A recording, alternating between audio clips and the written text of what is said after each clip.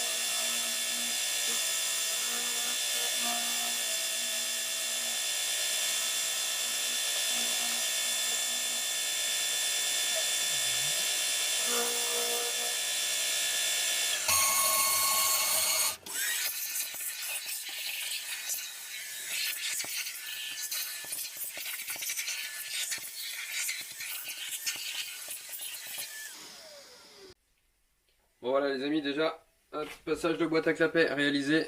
Je te montre ça de suite. Voilà, donc là tu le vois. Deux demi-carters qui sont faits. Et donc forcément, hein, si on prend notre boîte à clapet, maintenant tout de suite on se rend compte que dès que ça rentre dedans, voilà, hein, comme papa dans maman. Ou parfois maman dans papa, mais ça dépend des goûts. Donc voilà, bon là c'est nickel. Je vais quand même remettre les deux carters ensemble et vérifier mon alignement. En sachant que j'étais un peu limité parce que Romain en fait, si tu veux d'origine sur Euro 3, tu as ce trou là au niveau de l'admission qui fait... Enfin ça dépend des goûts et des couleurs, mais je dirais que moi il me fait chier en fait sur les passages de boîte à clapet. Donc qu'est-ce que je fais? J'ai tendance en fait à le boucher avec de la colle époxy, sachant qu'il n'y a aucune solidité ici, donc on s'en fiche. C'est simplement pour le boucher, et quand je viens l'usiner, généralement j'ai tendance à taper dedans. Alors c'est très très léger, hein, généralement quand j'usine sur des carters standards, je sais pas, je dois l'attaquer sur 1 millimètre et demi, tu vois, quelque chose comme ça.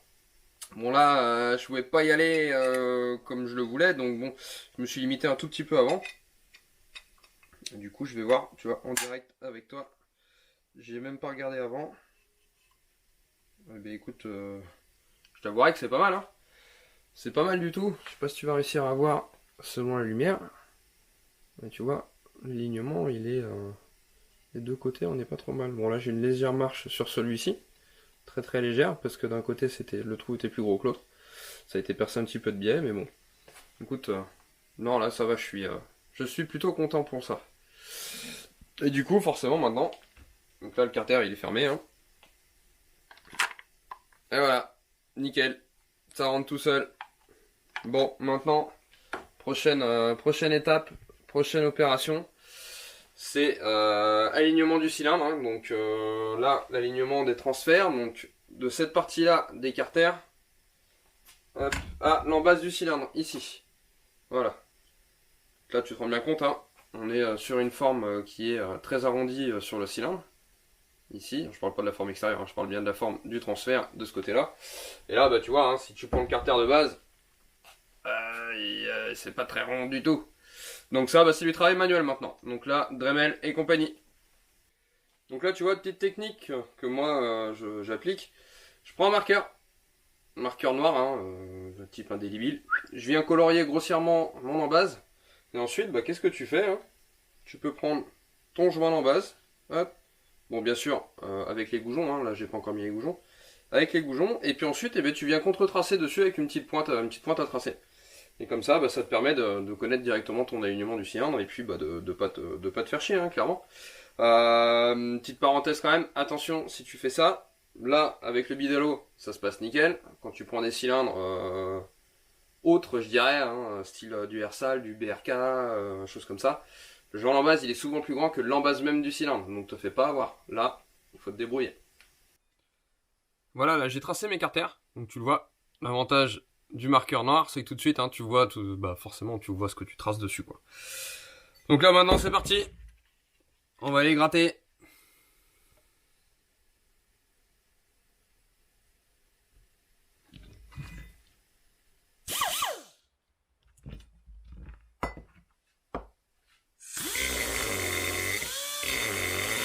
Bon, du coup les amis, ça y est, j'ai terminé les carters. Hop, moi j'ai même avancé un peu plus, hein, puisque j'ai déjà mis les deux roulements dedans. Voilà, je vais te laisser voir un petit peu le travail. Donc voilà, hein, donc comme on l'a vu au début de la vidéo, usinage ici et là, passage de boîte à clapet pour les V-Force 3 85 CR. Ensuite un passage direct très léger, hein, parce que ça reste du 50 cm3, donc faut pas non plus trop s'énerver et mettre trop de volume dans les carters. Et puis voilà, hein, l'alignement ici et là, donc au transfert du cylindre. Et voilà, donc là maintenant moi je suis prêt à refermer les carters moteurs. Avec le vilebrequin, etc. Les roulements fraîchement montés, bien sûr, carter chauffé, roulement graissé, et hop, ça monte tout seul. Allez, je continue, je vois comment je vais m'y prendre exactement pour refermer avec les supports moteurs, parce que je sais pas si tu l'as fait bien attention au début de la vidéo, mais en fait, donc les supports moteurs viennent pris complètement sur le côté de la machine, et les vis me servent à la fois pour tenir le support moteur et à la fois pour fermer les carters. Donc ça va être peut-être un petit peu plus compliqué, mais bon, on va voir. Bon, avant le montage, hein, on passe quand même par une petite vérif du vélo. Donc là, cette fois, vélo 100% neuf. Je dis cette fois, hein, pourquoi? Parce que pour ceux qui ont vu la vidéo précédente sur le 96 Bidalo, c'était un vilebrequin qui avait déjà été monté et démonté. Et qui avait roulé d'ailleurs. Donc là, on voit bien, côté allumage, on a 1 centième de faux rond. Donc c'est plutôt bon. Là, j'y touche pas. Je le laisse comme ça.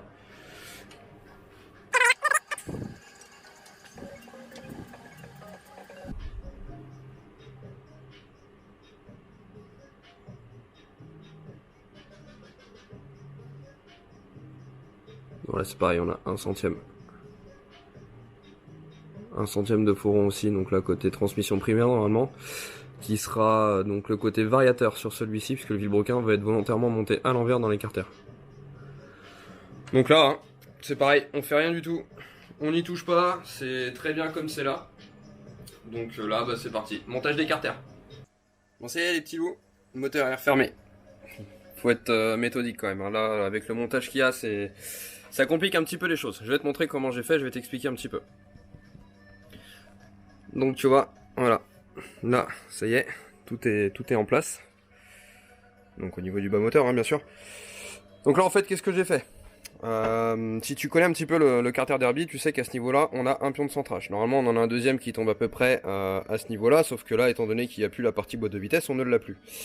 Romain, qui bosse sur ce moteur, a prévu en fait un dernier pion de centrage. Bon là, on le voit pas, il est juste en dessous la lue à ce niveau-là, via un trou qui est à peu près à ce niveau-là sur l'écarteur Euro 3. Seulement, voilà, ça reste compliqué de faire un pion de centrage comme celui-ci sans précision, quoi. Donc moi, pour pallier à ce problème-là, qu'est-ce que j'ai fait? Donc tu vois, hein, en fait, j'ai monté les goujons, j'ai monté le cylindre. Je suis venu compenser en haut de mes goujons, tu vois, le manque de hauteur ici, c'est avec des simples écrous. Et après, hop, je suis venu lui mettre ces écrous de cylindre en bout de culasse. Et en fait, à partir de là, si tu veux, ce que ça me permet de faire, bah, c'est que, étant donné que ça presse le cylindre contre les carters, bah en fait forcément ça aligne comme il faut les deux carters, donc entre le droit et le gauche, via le plan de joint du cylindre. Et du coup, seulement une fois que j'ai eu serré le cylindre là comme ça, je suis venu fermer mon carter et mettre les vis. Donc voilà la petite technique un petit peu. Sachant que là, en plus, tu vois, donc ces vis là, donc c'est les premières que tu mets, elles reprennent les filetages dans les carters. Et la deuxième platine que tu viens mettre ici vient simplement boulonner comme ça. Donc là c'est pareil, faut être assez méthodique. Mais bon, dans l'absolu, on a connu pire quand même, ça devrait aller. Donc voilà, bon là maintenant, prochaine étape, on va prendre bah, tout ce qui est les codes du cylindre, hein, donc diagramme, taux de compression et compagnie, jeu cylindre piston, jeu à la coupe, enfin voilà. Et puis bah, je te fais un petit débrief sur tout ça une fois que j'ai pris mes cotes. J'en profite tant que je suis en train de faire le montage du cylindre et de prendre les mesures.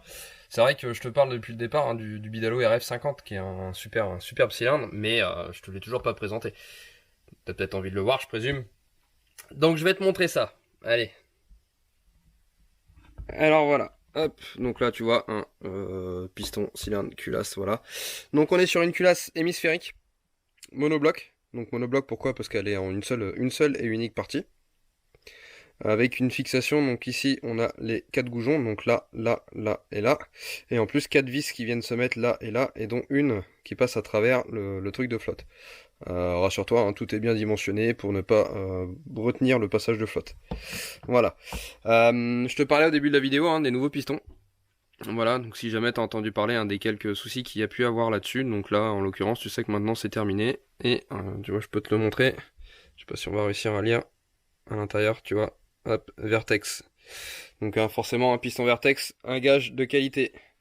Et on finit avec la plus belle partie, le plus beau morceau, le cylindre. Honnêtement, c'est vraiment énorme là-dedans.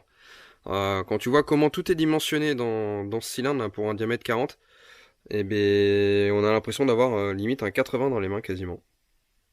C'est vraiment énorme. De l'embase jusque dans les transferts. Bon bah l'échappement lui forcément est plus petit puisque la dimension du cylindre ne permet pas d'avoir des échappements plus larges que ça. Hein, forcément t'imagines que plus l'échappement il est large, plus il est sur un petit diamètre, plus le piston il va chercher par sortir à travers l'échappement. Donc là voilà, je pense qu'on est on n'est pas à la limite hein, parce que les boosters retiennent bien le piston à sa place, mais honnêtement je pense que ça sert à rien d'aller chercher plus loin. Donc voilà, donc échappement à booster hein, comme tu le vois, donc conduit principal ici, un booster là et un autre de l'autre côté. Donc voilà, vraiment, hein, je te dis, c'est une superbe pièce. C'est un gros travail qui a été fait par Bidalo. Et si jamais tu ne le sais pas ou si tu n'en as pas entendu parler, je te précise que c'est quand même un cylindre qui est détenteur du record du monde de vitesse. Hein. Donc record du monde de vitesse à Bonneville, sur le lac Salé. Donc voilà, faut quand même pas l'oublier, d'où son nom, hein, WR pour World Record. Bon, autre chose, moi j'ai commencé à prendre donc toutes les codes du cylindre, etc. Je suis en fait, à vrai dire, je suis prêt à le monter. Donc, qu'est-ce que j'ai trouvé avec un joint d'embase de 0,10 mm. Donc c'est un des joints qui est fourni avec, hein. Tu as 3 joints fournis avec, hein. Un de 0,25, un de 0,45 si je dis plus de bêtises, et un de 0,10.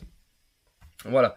Donc en termes de diagramme, au niveau des diagrammes, donc aux latéraux, j'ai trouvé entre 134 et 135 degrés. Aux auxiliaires, j'ai trouvé 133 degrés. À l'arrière, j'ai trouvé 129 degrés. Et à l'échappement et au booster, 195 degrés. Tout ça pour un squish de 0,63 mm.